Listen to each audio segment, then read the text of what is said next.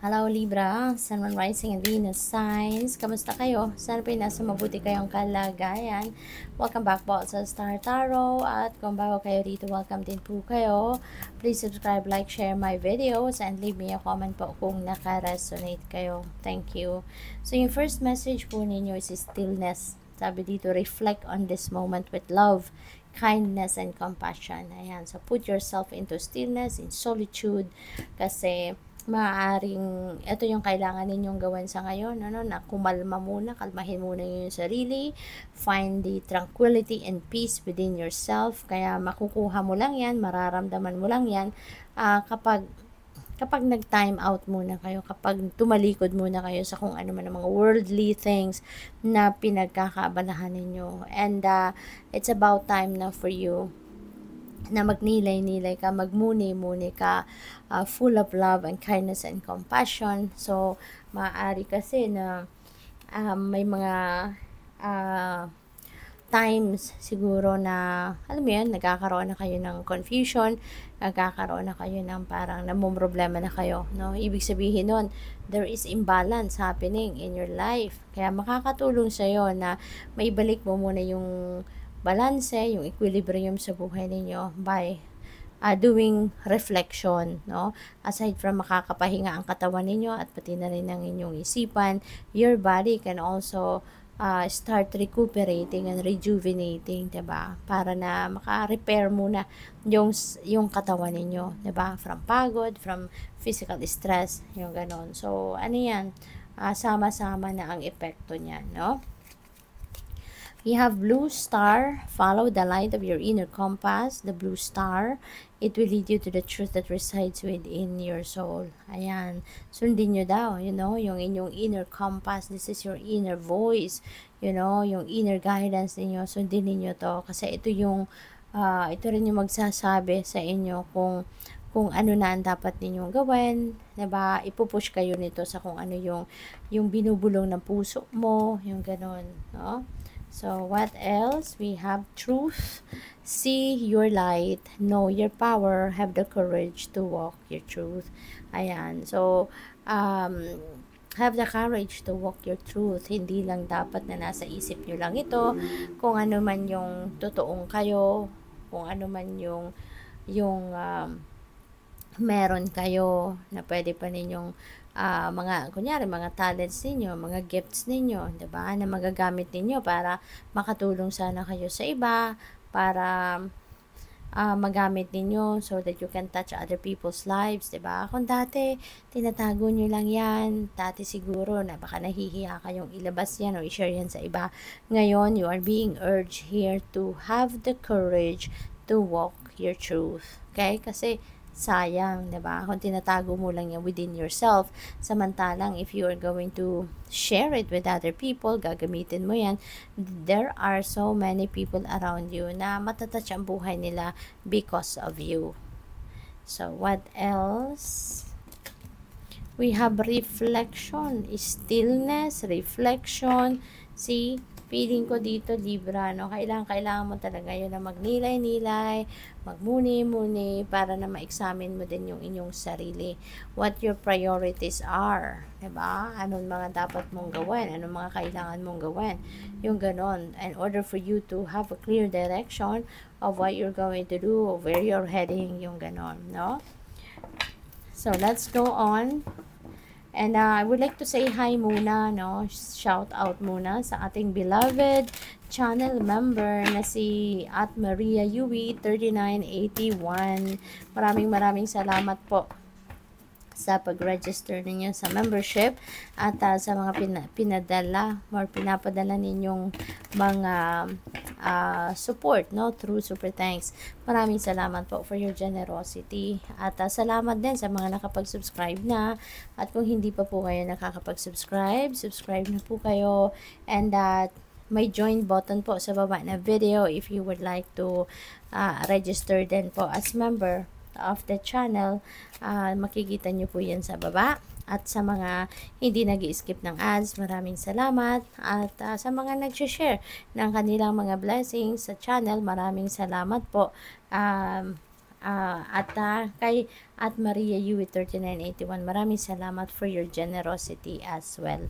So, disconnect and boredom. Maaaring ito yung nararamdaman ninyo. Parang, ano kayo, low vibe, no? Ang iba sa inyo dito, Libra. Kaya siguro kailangan ninyo na mag-stillness, kailangan ninyo na mag-reflection kayo, kasi low vibe kayo, nandito kayo sa energy na parang wala kayong gana, discontented kayo sa mga nangyayari sa buhay, may boredom kayo, parang walang excitement, walang inspirasyon, parang ganun, ano, nangyayari sa inyo sa ngayon.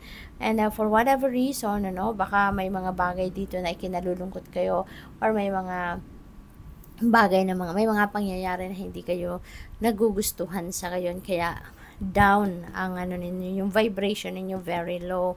At meron din tayong suffering in silence. Meron din tayong emotional loss. So, maaaring ito yung tatlong ito, no? Baka sila ay talagang connected, no? Yung mga pangyayaring ito sa buhay ng iba sa inyo. Maaaring meron kayong pinoproblema talaga, no? At kung ano man ang pinoproblema ninyo ito, maaaring sinasarili nyo talaga ito, hindi ninyo ito sinishare sa iba. Kaya, mabigat, no, ang inyong pakiramdam. Maaaring ang dahilan niyan is ito, meron kayong emotional loss. Maybe you have lost someone sa buhay ninyo. Baka meron tao ditong, alam mo yun, you have an emotional investment with this person, kaya siguro mabigat ang loob ninyo na nawala ito sa buhay ninyo. Pwedeng mahalaga ito sa buhay ninyo na bigla na lang naglaho, 'di ba? Bigla na lang siyang nawala, umalis ng bahay, maaring nagpaalam din sa inyo na aalis pero hindi na bumalik, or pwede rin na hindi nagpaalam, bigla na lang nawala, hindi na bumalik, pwedeng may ganon, or maybe you have lost someone in death, 'di ba? Baka meron din kayong mga mahal sa buhay na nawala, pumanaw na, maaaring ganon, ano? At baka hanggang sa ngayon hindi pa rin ninyo ito natatanggap. Maaaring hanggang sa ngayon talagang mabigat pa rin sa loob ninyo kasi baka biglaan na nangyari, 'di ba? Kaya mabigat, no, yung loob ninyo. So pwedeng ganon. Pwede rin naman na ano ito, mga mahahalagang pangyayari, bagay, opportunity sa buhay ninyo na maaaring inaasahan ninyong mapupunta sa iyo pero nasulot ng iba, nakuha ng iba, yung mga ganon ba, no? So, for whatever reason, there is kabigatan sa inyong dibdib. Maybe some of you are grieving for this loss, or pwede rin na nalulungkot kayo kasi alam mo yun, yung hindi mo in-expect na merong mga mangyayaring ganito. So, depende sa inyong sitwasyon, but of course, this is not going to resonate with everyone, so just take as it resonates. At always remember, no, Libra, na if it's not meant for you, talagang hindi yan mapapa sa iyo, 'di ba? At always remember as well na people in our lives, they just come and go. There are people sa buhay natin that are meant to stay sa atin habang tayo nabubuhay, but there are people sa buhay natin that they will come at some point sa buhay natin, and once na natapos na nila yung mission nila sa buhay sa atin, ano, and then they will just disappear. May sadyang mga ganon talagang pangyayari sa buhay natin. Kaya sana, no, matanggap nyo na yung loss na to talagang it's meant to happen, no? Lahat naman na nangyayari sa buhay natin, 'di ba? It's divine will. Kaya embrace na lang natin 'yan, 'di ba? Dahil for sure it is for our highest good in the end. Okay? So, ito, suffering in silence. Ito yon, no? Yung lungkot ninyo, yung pinoproblema ninyo, baka na, ang importante lang, no, Libra, na huwag kayong mag-overthink. Huwag na ninyong i-overthink ang sitwasyon. Huwag na ninyong i-overanalyze kasi it's not going to bring that person back. Diba? Or it's not going to bring that situation back into your life. Once it's gone, it's gone. Diba? Kaya, ano na lang, You know, if kailangan ninyo na makakausap, reach out to someone na alam ninyong makakatulong sa iyo or mapagsasabihan mo. Not necessarily na mga taong ito naman kailangan mag-advise sa iyo. Diba? Hindi naman sa ganun. Sometimes, ang kailangan lang natin yung mayroong makikinig sa atin, hindi ba? Kaya, ang importante dito na lumapit ka sa tao na alam mong hindi ka i-judge, alam mong makakaintindi siya sa inyong sitwasyon, or doon sa tao na alam mong kahit hindi siya mag-advise sa'yo, he or she would be willing to listen, 'di ba, sa mga sasabihin mo, no? Yung pang meron ka lang mapaghingahan, kumbaga, no? And kung sino yung pinagkakatiwalaan mong tao, then reach out to that person, okay? So, there is a shake-up, no? Sa buhay ninyo, there is a shake-up. Merong pagbabago dito sa buhay ninyo na magaganap, at ang pagbabagong ito is, it could be in any area of life, depende sa inyong sitwasyon, but this is not what you want, this is not what you wished for na mangyari, but this is the universe doing this for you.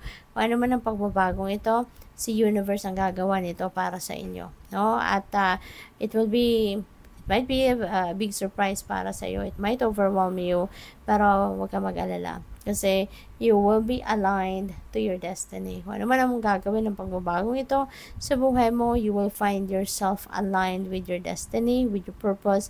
Kaya eventually, dyan ka magiging masaya. That will give you a sense of fulfillment, happiness, joy, yung ganon, no? And meron tayong positive movement forward and passion ignited. So, one day, no, Libra, one day, you will just, wake up, no, na your passion will be ignited. Mai-inspire ka. Meron ditong mangyayari sa buhay ninyo. One day, makakaramdam ka na lang na magiging excited ka, handa ka nang bumangon, handa ka nang mag-move forward dahil ginagabayan ka, no, ng universe. At maaari, no, after ng stillness na yan, after na makapag-reflect kayo, matatauhan ka na at magkakaroon ka na ng enlightenment, magkakaroon ka ng clear direction of where you're heading. Kaya maaaring yun din yung mag-ignite ng passion mo, at babangon ka na, you're getting on your feet, and you're going to take action towards positive movement forward sa buhay. Kaya good luck po. Thank you for watching. Love and light. Namaste.